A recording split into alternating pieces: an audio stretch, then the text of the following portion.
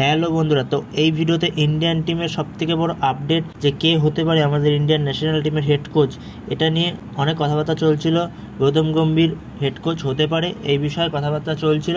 তো অফিসিয়ালি জয় শাহ আজকে গৌতম গম্ভীরের নামটা অফিসিয়ালি অ্যানাউন্সমেন্ট করে দিয়েছে। তো ভিডিওটি সবাই শেষ অবধি দেখো। আর চ্যানেলে নতুন হয়ে থাকলে চ্যানেলটি অতি অবশ্যই সাবস্ক্রাইব করে পাশে থাকা বেল আইকনটি অন করে পাশে থেকো।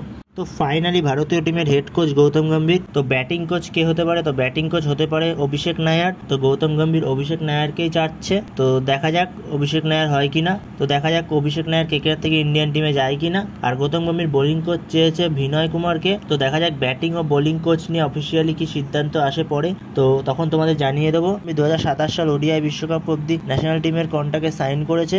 তো এরপর যদি বলা যায় গৌতম গম্ভীর হেড কোচ হওয়ার পরে কি বললো, গৌতম গম্ভীর বলেছে, ভারত আমার পরিচয় এবং আমার দেশের সেবা করা আমার জীবনের সবথেকে বড় সৌভাগ্য।